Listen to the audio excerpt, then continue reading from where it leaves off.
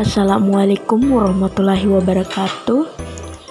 Perkenalkan, nama saya Verti Namantalasan, NIM A1N1200212 kelas B dengan judul Kesulitan Belajar Learning Disabilities. Kesulitan belajar merupakan kekurangan yang tidak nampak secara lahiriah. Ketidakmampuan dalam belajar tidak dapat dikenali dalam wujud fisik yang berbeda dengan orang yang tidak mengalami masalah kesulitan belajar. Kesulitan belajar ini tidak selalu disebabkan oleh faktor inteligensi yang rendah atau kelainan mental. Akan tetapi, dapat juga disebabkan oleh faktor-faktor non-inteligensi, sehingga IQ yang tinggi belum tentu menjamin keberhasilan belajar.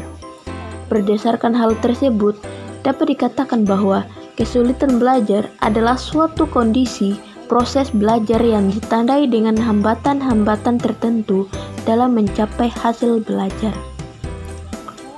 Masalah kesulitan belajar tentunya disebabkan oleh berbagai faktor. Faktor-faktor penyebab kesulitan belajar dapat digolongkan ke dalam dua golongan, yaitu 1. Faktor internal, keadaan-keadaan yang muncul dari dalam diri siswa sendiri.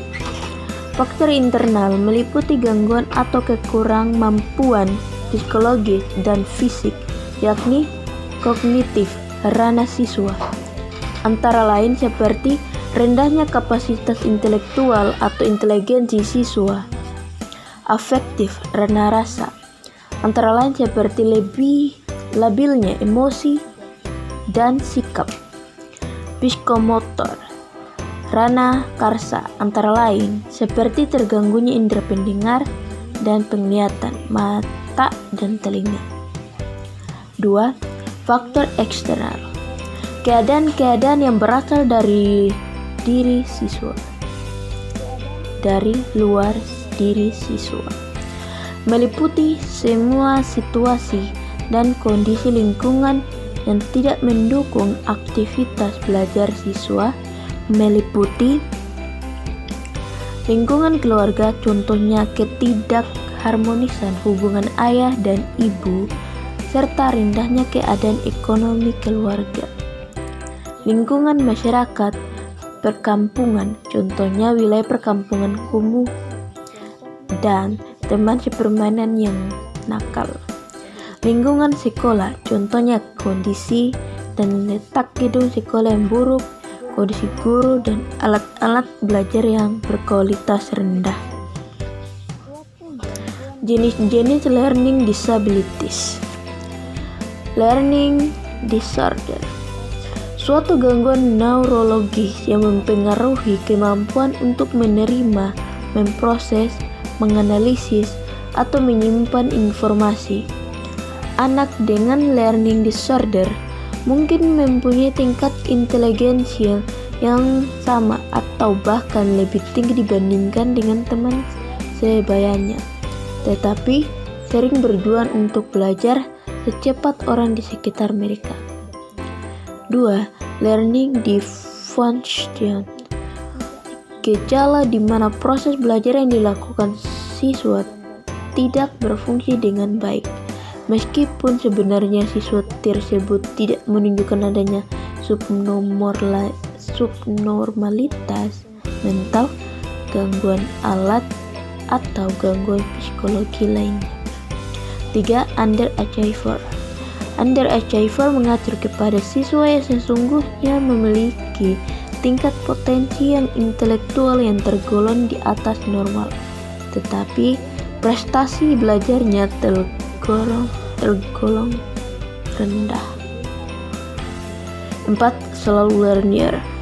Slow learner adalah siswa yang lambat dalam proses belajar, sehingga ia membutuhkan waktu yang lebih lama dibandingkan sekelompok siswa lain yang memiliki taraf potensi intelektual yang sama. 5. Learning disabilities. Learning disabilities ada ketidakmampuan belajar mengacu pada gejala di mana siswa tidak mampu belajar atau menghindari belajar, sehingga hasil belajar di bawah potensi intelektualnya. Gejala dan kegagalan belajar. Siswa yang mengalami kesulitan belajar akan tampak dari berbagai gejala yang dimanifestasikan dalam perilakunya, baik aspek psikomotorik, kognitif, maupun afektif.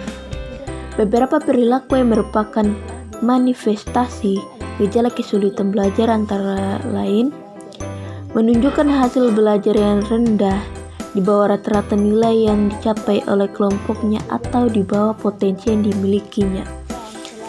Hasil belajar yang dicapai tidak seimbang dengan usaha yang telah dilakukan. Mungkin ada siswa yang sudah berusaha giat belajar, tapi nilai yang diperolehnya selalu rendah. Lambat dalam melakukan tugas-tugas kegiatan belajar, dan selalu tertinggal dari kawan-kawannya dari yang waktu yang disediakan. Menunjukkan sikap-sikap yang tidak wajar seperti acuh tak acuh, menentang, berpura-pura, dusta, dan sebagainya. Menunjukkan perilaku yang berkelainan seperti membolos, datang terlambat, tidak mengerjakan pekerjaan rumah, mengganggu di dalam ataupun di luar kelas, tidak mencatat pelajaran, tidak teratur dalam kegiatan belajar, dan lain sebagainya.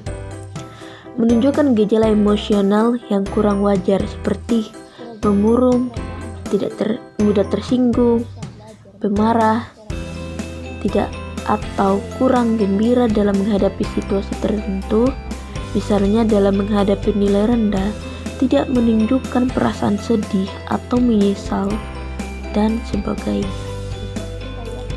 Identifikasi learning disorder.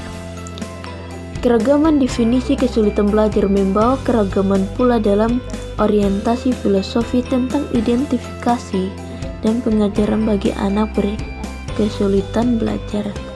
Jika kita yakin bahwa karakteristik utama kesulitan belajar itu ialah hiperaktif dan masalah perseptual motorik, maka prosedur identifikasi akan diserahkan ke sana. Jika kita yakin bahwa masalah bahasa itu merupakan sentral utama, maka identifikasi kesulitan belajar akan difokuskan pada pengukuran keterampilan berbahasa. Dengan demikian, identifikasi anak berkesulitan belajar akan sangat bergantung kepada definisi orientasi dan prosedur evaluasi yang digunakan. Akibatnya, banyak prosedur identifikasi dan metode pengajaran yang digunakan untuk anak berkesulitan belajar. Jenis-jenis learning disorder. Disleksia, gangguan belajar yang mempengaruhi membaca atau kemampuan menulis. Ini adalah catat bahasa berbasis di mana seorang memiliki kesulitan untuk memahami kata-kata tertulis. 2. Diskalkulia, gangguan belajar yang mempengaruhi kemampuan matematika. Seseorang dengan diskalkulia sering mengalami kesulitan memecahkan masalah matematika dan menangkap konsep-konsep dasar aritmetika. 2. Disgrafia, ketidakmampuan dalam menulis. Terlepas dari kemampuan untuk membaca, orang dengan disgrafia sering berjuang dengan menulis untuk bentuk surat atau tertulis dalam ruang yang didefinisikan. Hal ini juga bisa disertai dengan gangguan motorik halus, gangguan pendengaran, dan proses visual. Gangguan belajar yang melibatkan gangguan sensorik, meskipun anak tersebut mungkin dapat melihat dan mendengar secara normal, gangguan menyulitkan mereka dari apa yang mereka lihat dan dengar. Mereka akan sering memiliki kesulitan dalam pemahaman bahasa, baik tertulis atau auditori, atau keduanya. Ketidakmampuan belajar non-verbal. Gangguan belajar dalam masalah dengan visual, spasial, motorik, dan keterampilan organisasi. Umumnya mereka mengalami kesulitan dalam memahami komunikasi nonverbal dan interaksi yang dapat mengakibatkan masalah sosial. Gangguan bahasa spesifik, gangguan perkembangan yang mempengaruhi penguasaan bahasa dan penggunaannya.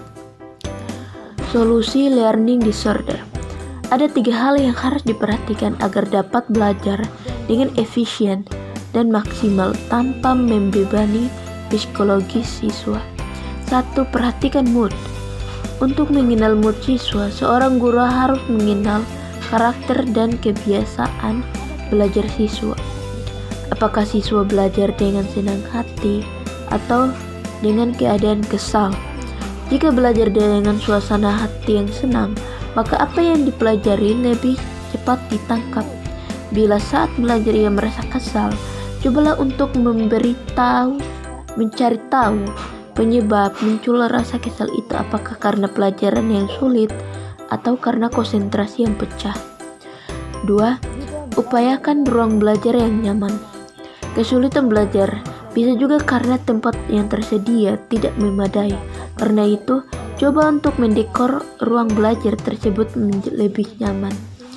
Selain itu, saat mengajar siswa tersebut, Anda bisa melakukannya dengan menularkan cara belajar yang baik. Misalnya, bercerita kepada siswa tentang bagaimana dahulu sang guru menyelesaikan mata pelajaran yang dianggap sulit. Biasanya siswa cepat larut dengan cerita sehingga ia mencoba mencocok-cocokkan dengan apa yang dijalaninya sekarang. 3. Komunikasi dari orang tua di rumah. Masa kecil kita, pelajaran yang disukai tergantung bagaimana cara guru itu mengajar. Tidak bisa dipungkiri perhatian terhadap mata pelajaran tentu ada kaitannya dengan cara guru mengajar di kelas. Sekian dan terima kasih. Assalamualaikum warahmatullahi wabarakatuh.